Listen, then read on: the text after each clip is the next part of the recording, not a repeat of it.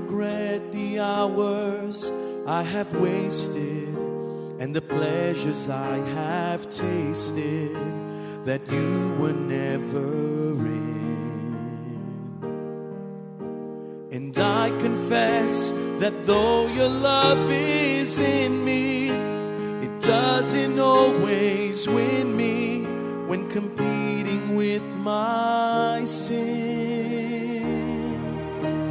And I repent, making no excuses.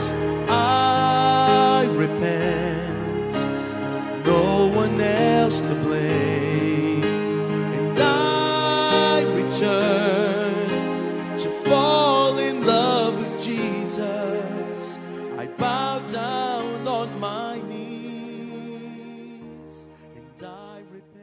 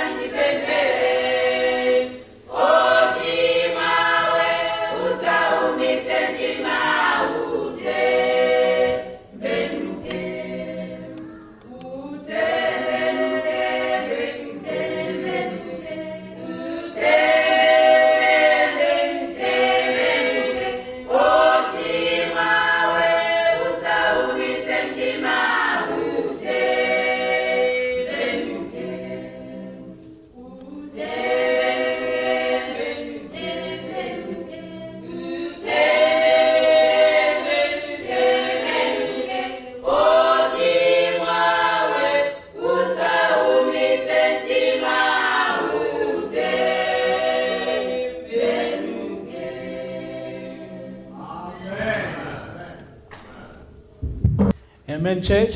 Amen. Amen, church? Amen.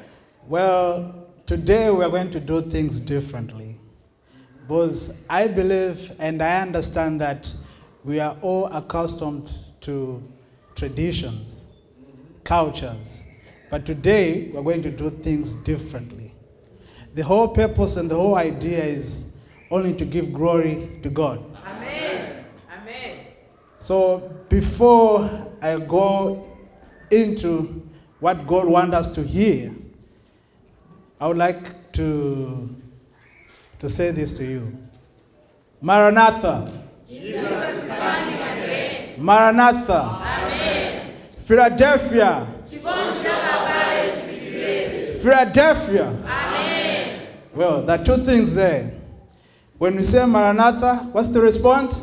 Jesus is coming again. Jesus is coming again. And when we say Philadelphia,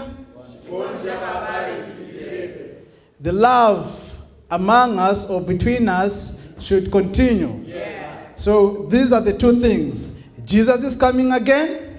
The love between us or among us should continue. Amen. That's the foundation. Amen.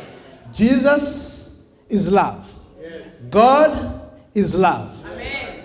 That's right. I'm going to request Pastor Mbewe. This is a special song. I said we are going to do things differently today. Amen. So he's going to lead us. I want you to join us to sing hymn number 46.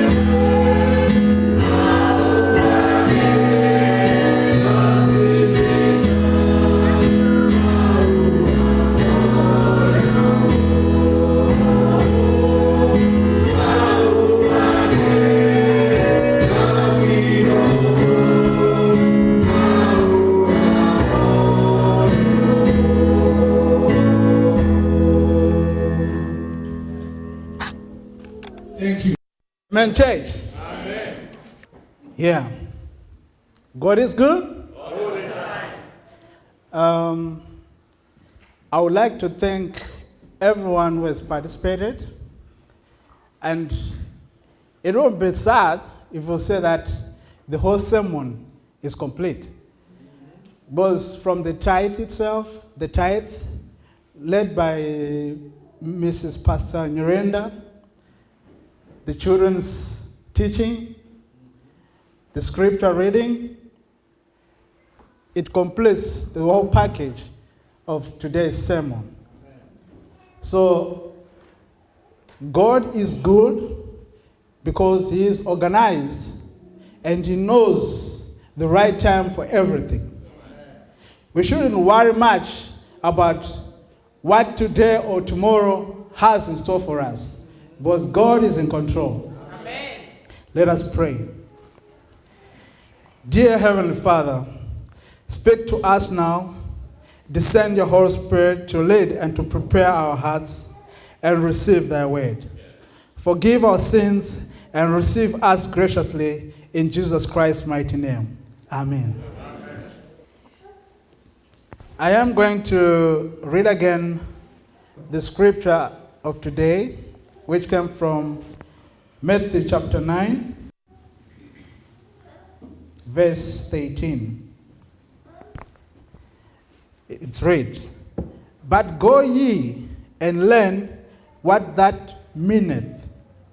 I will have mercy and not sacrifice. For I am not come to call the righteous, but sinners to repentance." Jesus is saying he's not here for the righteous, but to call the sinners to repentance. That is our scripture. That is the center of our word today. Dear brothers and sisters in Christ, I want to talk and to tell you something about Jesus Christ. Jesus Christ is Savior. Amen. And I believe he is your personal Savior too. Amen. He is calling for all of us today, now. So I plead and ask and beg of you to now prepare your hearts, open your hearts, and listen to what God is saying to us. As you all know, because the word that I'm saying to you, I believe it's not all new to you. We have been familiar. We are familiar to it. We have been accustomed to it. And because we have been accustomed to it, we have become so comfortable. We have become so relaxed. The fear of God has left us. But today, I want to start this sermon with the way Jesus did. Every time when Jesus wanted to speak to us, he would start with a parable. A parable is there to give us a moral lesson. It's there to give us a spiritual lesson. I'm going to share a story about a seed. We all know what a seed is. A seed, when you hold it in your hands, it's very small. Smooth, its shell, it's smooth, it's beautiful. Some seeds are shiny, some are dull. But they are all seeds, and with a purpose. A seed's life can only be satisfied or come to complete when it bears fruits or flowers. But for this to come to pass, it always have to come with a consequence. The consequence of the seed is it has to decompose, or it has to decay. It has to rupture for germination to be complete. But if all these are not met, then that seed's life is incomplete. Even if it may be beautiful in our eyes, shiny, its life is just incomplete. Its life, it has no purpose. It has no meaning. How relate this seed to us? We are vessels, beautiful before the eyes of the Lord, unique in our own ways. We have different problems. And those problems, those worries, those troubles make our hearts hard, full. We are filled to the brim because of those sorrows. But today, God wants us to be vessels, empty vessels. We just need to open up so that he gets rid of the dirtiness and fulfill us with the Holy Spirit, which is going to give the gift of life. You know what the gift of life is? Life of abundance. Life of fullness. And life of fullness, it gives fruits of salvation. And do you know what the fruits of salvation are? Peace, joy, satisfaction, life of eternity. Isn't that beautiful? It is beautiful. And this, for you and I, it doesn't come with a cost. They're all free. But the cost has already been paid for by Jesus Christ. He died on the cross for us. Amen. What more can we ask for but just for one word that can be also a cornerstone for that equation to be complete? Repentance. The theme of my sermon is repentance. If we are convicted in our hearts, if we confess, all in truth and in total, Jesus is just waiting to forgive us and give us that life full of abundance. The whole package of the fruits of salvation. Let us open our books, our Holy Bible, and read from Luke chapter 24, verse 46 to 48. As you open, I shall read. Then he said to them, "Thus it is written, and thus it was necessary for the Christ to suffer and to rise from the dead the third day, and that repentance and remission of sins should be preached in his name to all nations, beginning at Jerusalem. And you are witnesses of these things." So that repentance and remission of sins should be preached in his name to all nations. For that cause, that's why we preach of his name. Because he is the way, the truth, and the life.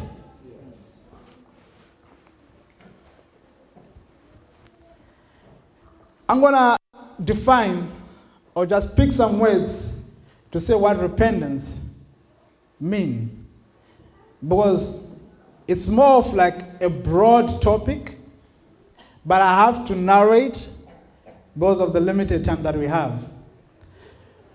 Repentance, to some, they may relate or link it to these words: penitence, shame, remorse. If you don't have remorse, if you don't feel shame, I guess there should be something wrong with you. Because a normal person should have remorse and should feel shame. We all feel shame of something bad. If you do something bad or something silly, you feel shame. Just like Adam and Eve, they were shameful of the way they looked after committing a sin. I would say repentance is either turning from sin or returning to God. We are living in a culture where the concept of sin has become entangled in legalistic arguments over right and wrong. Many of us consider that violating the Ten Commandments is what sin. We are accustomed to our traditions, the church doctrines, but it's all starting from the Jewish culture. How they confessed or how they repented. It was ritual. I would say cultic. When something that is cultic, if you belong to a cult, you know what a cult is? If you belong to your cult, they want you to be separate from other nations. You always have to follow what they believe in. If it means sucking blood, then that's what you would do. But during the reign, in the ancient times of Jews, whenever one committed a sin, they had to sacrifice a lamb. They had to slaughter it and offer blood. It was more or less a ritual. To them, it had to be done in public. You can imagine me, I look at it in a cynical way, because I don't think if I was born in those days, I would have changed. Because I would have been according to the tradition that every time I sin, I'm going to get my father's goat, slaughter it. So it won't bring any change. But the only change is like the numbers of the goats will be diminishing. But in here, the people out there, they're just seeing the blood of the goats that were slaughtered. But now, we are fortunate enough because Jesus Christ erased all of that. It's not how you master the Bible. It's not how you understand the Bible. It's not how you look from the moral lesson of today's teaching to the kids. You may be dirty outside, but inside you are clean. Outside, but inside. With envy, hatred, jealousy, cruelty. And yet, Sabbath after Sabbath, we are here. We proclaim, thousand generation, a royal priesthood. But is God or Jesus Christ happy with us? Confession belongs to repentance and is needed for divine forgiveness. I'm going to ask you this. What is God's word saying to us, to you, to me? Is what we are doing from God? Whatever we're doing, is it from God? Or is it in God's desire? Whatever we are doing.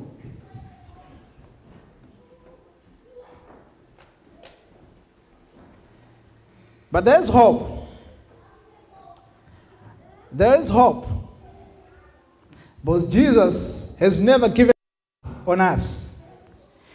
He is amazing and awesome. He is the way, the truth, and the life. We just need to completely change our thoughts and attitude from sin to righteousness. we need to understand our purpose in Christ. Since Jesus Christ is our Savior, we need to connect to God, be obedient and trust in God. We need our Christ. We need to empty ourselves, to pour to Jesus Christ. We need to be vessels ready to be used by God, ready to understand our weaknesses. Some 2,000 years ago, repentance used to be difficult to act or conduct. As I've said earlier on, it was a ritual and a chaotic. It was expressed in public ceremonies, fasting, various displays of sorrow, and many more. Prophets included God's call to repent and renounce their detestable practices and evil ways. Idol worshiping, witchcraft, injustice, just to mention a few.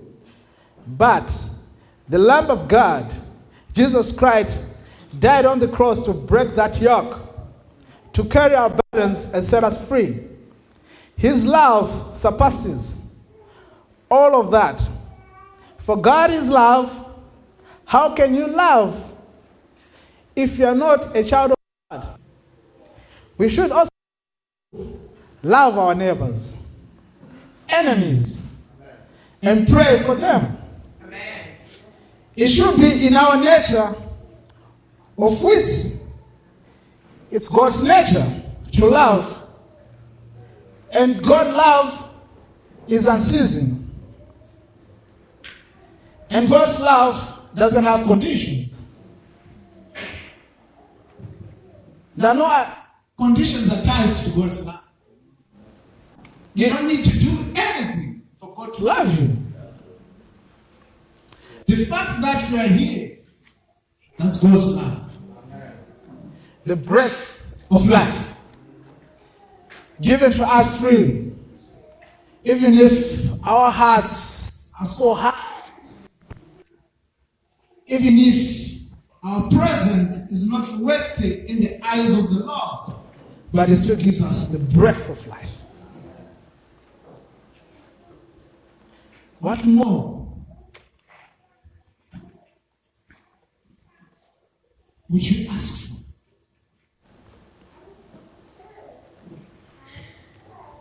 Because it would be strange if you are bedridden and they ask you, what is it that you want? And then you say, I want money. And yet you're bedridden. Is that the first thing you ask for? What would you ask for? Healing. Life.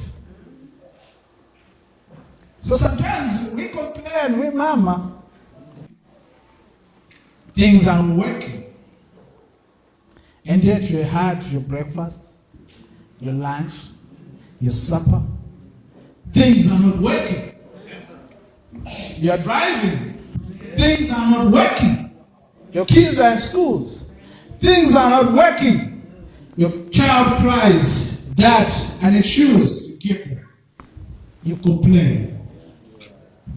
The others, they don't have shoes. The others, they're walking long distance to go to school. The others, they haven't even had just a simple bite. We throw the food away. We can't even store to give or to reach to others.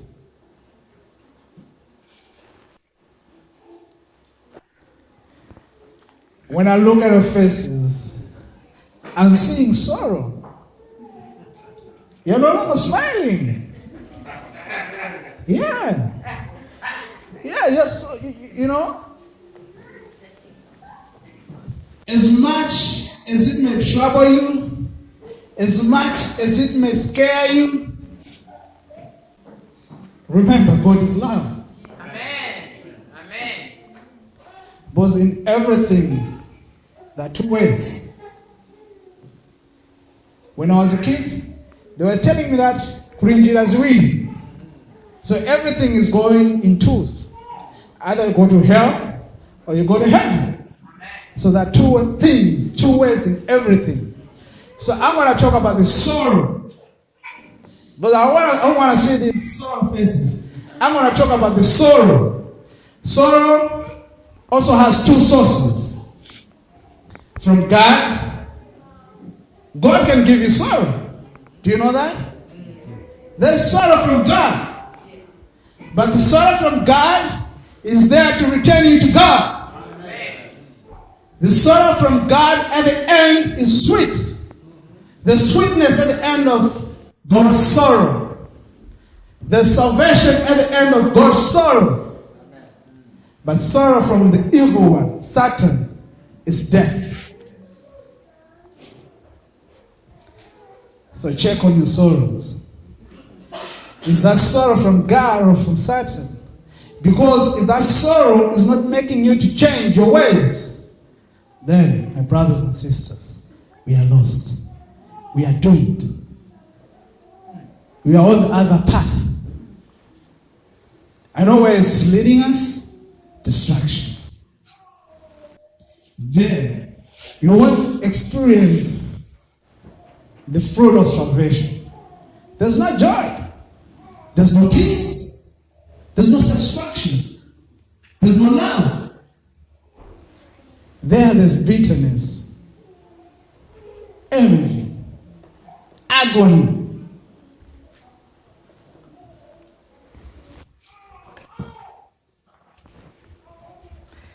It's not how much religious we are or how much we can interpret God's word or how much we have mastered the Bible. Now, sometimes people confuse mastering, knowing the whole Bible from Genesis to Revelation.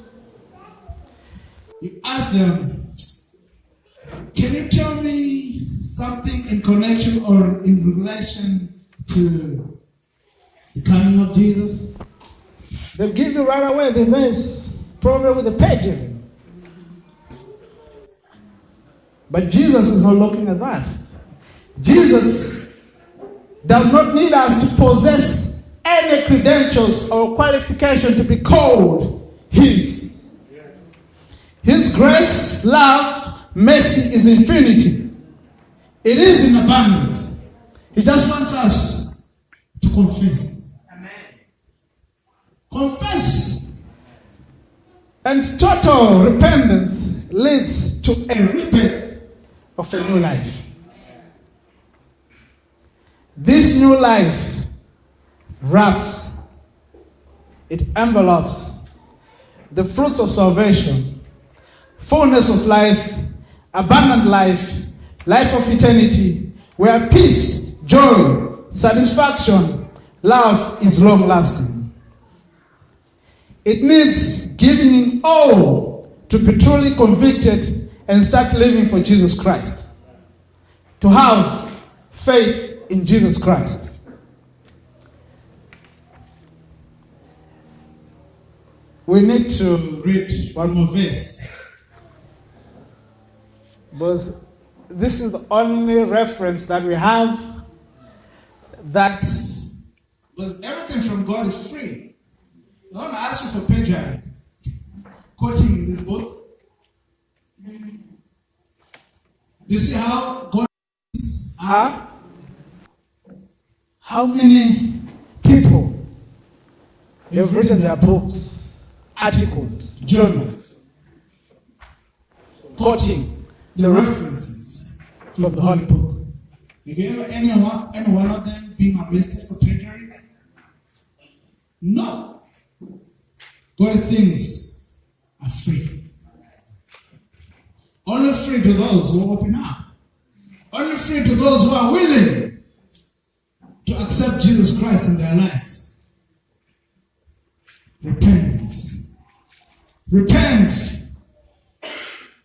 God's children. God is calling for us to repent.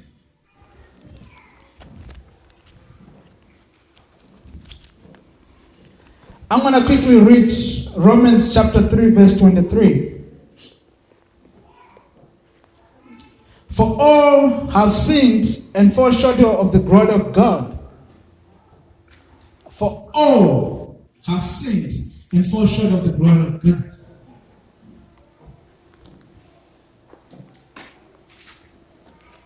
We have all sinned.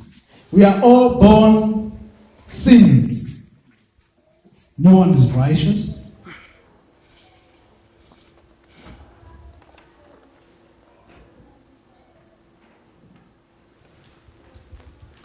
Repentance is not asking the Lord for forgiveness with intent to sin again. Yes, we're all born sinners. But then it should allow us or ask the Lord for forgiveness with an intention to sin again.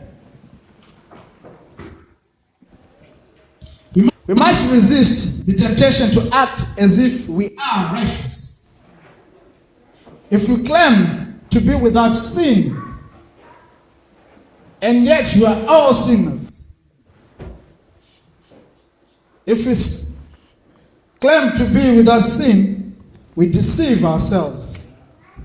And the truth is not with us.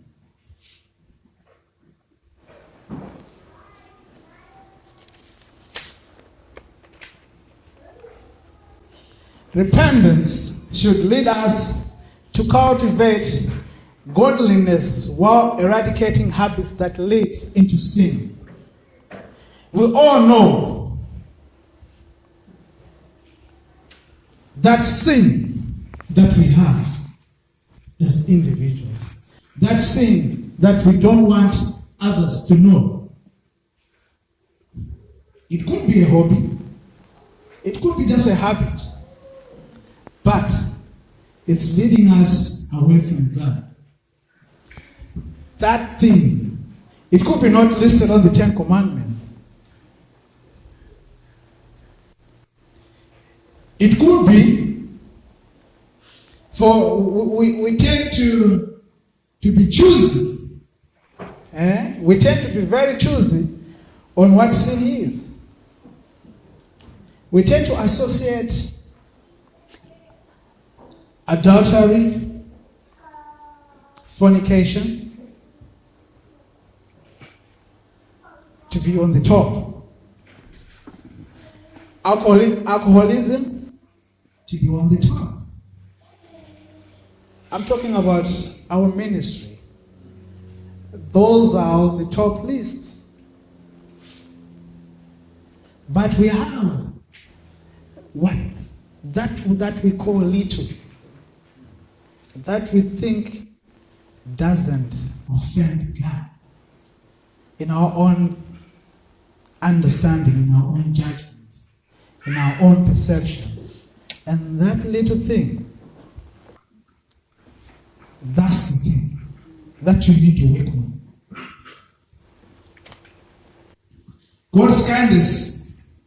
God's kindness is intended to lead us to repentance. We are here today because God is kind. Imagine how angry we become when people offend us. Imagine how we behave or act if I would step on your foot. But God's kindness, looking at our transgressions towards Him, is just amazing.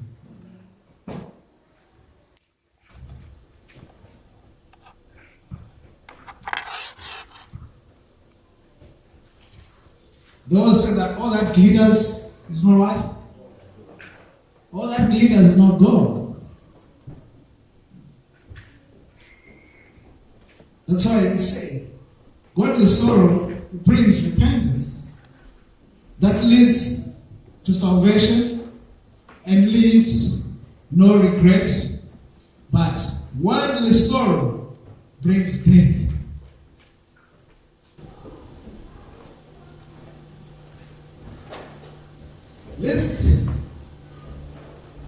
God's holy word be forgotten. Let it be reminded that sin in any amount will distance us from God. No matter how you rate your sin, that will think that I think him is worse than me. I think no.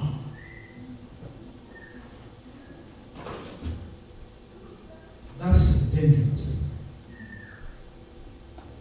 That fact that we compare ourselves to others, I think him is doing the worst. That's scary.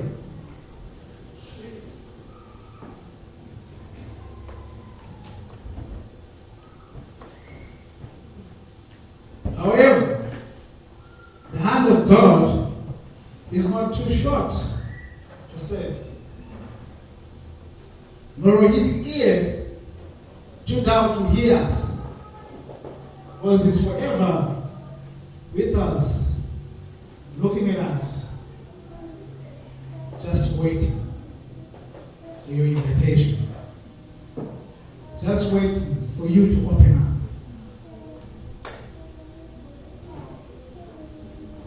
I'm concluding. They say, blessed are those who are pure in heart, for they shall see who? God. No one will be declared righteous in his sight by observing the law. You need to understand this. No one will be declared righteous in God's sight by observing the law. Rather, through the law, we become conscious of sin. Amen. Amen. It's through the law that we become conscious of sin. You can only know what is wrong or right if you know the laws. And you can never have bitterness or feel offended or be aggressive when you follow the simple rules. It's not hatred. You're not scared of anything because you're just following simple rules, simple instructions. Just the same as for my fellow students, even if how much you know about this topic or subject, if you don't follow just a simple rule, what the lecturer wants you to put on that paper, will mark you wrong. You may have read the topic inside out, but if you're not following what the question wants you to put on that paper, you get a 0. So it's just simple. The law is there to make us conscious. You need to be aware of what is right or wrong.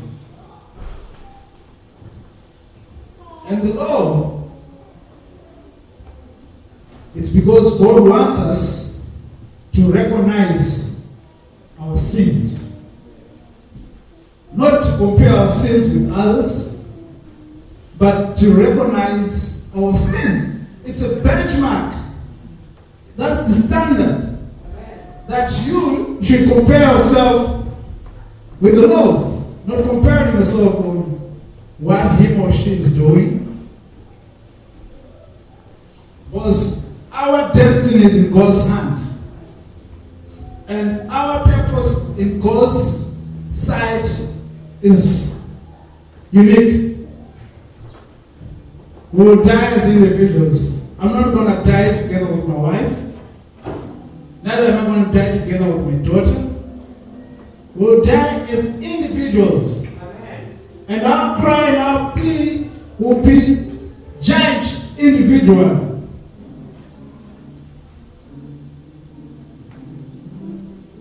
So, whatever we do, we need to search ourselves as individuals. But we need to fellowship. We need to complement each other. We need to uplift each other. Above all, we need to love. God is love.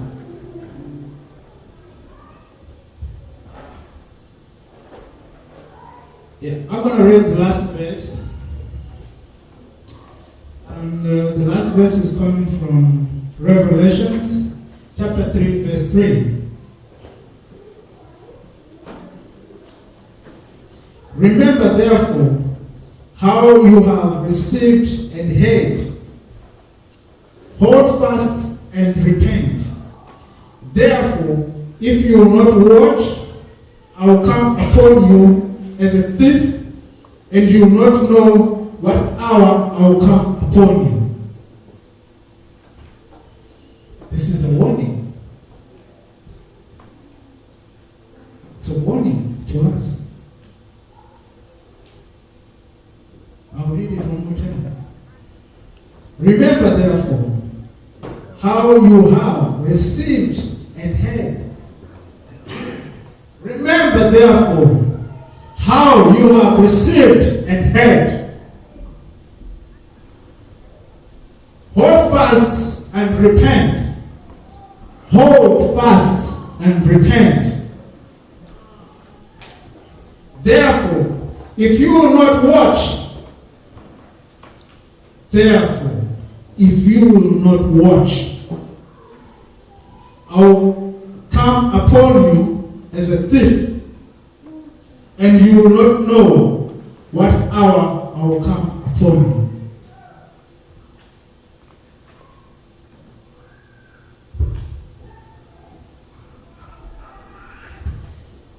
The Dorica women, they sang a song. They said, we are all sinners. Those are some of the words that I quote from the song that they said. They said, we are all sinners. Don't harden your hearts.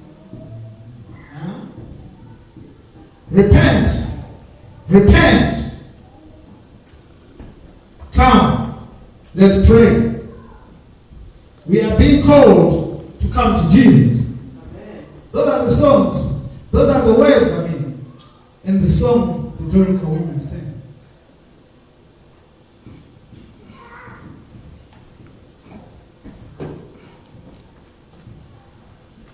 There is no better life or better experience than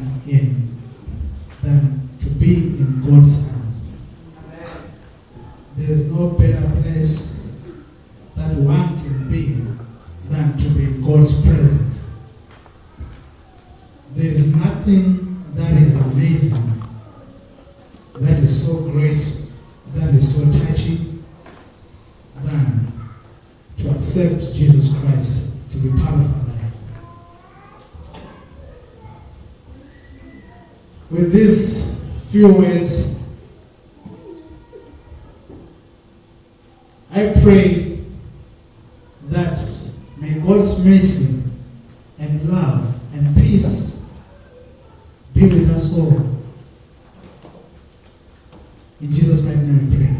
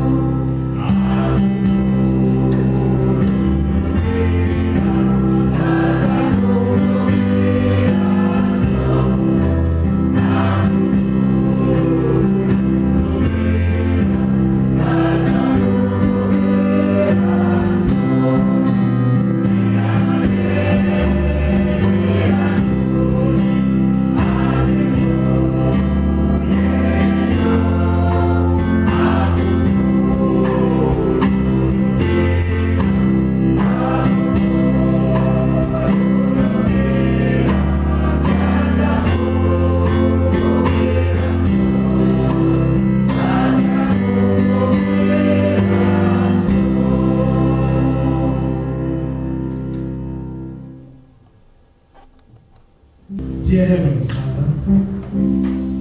I just want to thank you for your grace and for your mercy. I want to thank you for your love and for the peace that you have bestowed upon your people. We thank you for your word, Lord. Lord, may this word convict my heart, convict our hearts, that may we be ready to accept you, Jesus Christ.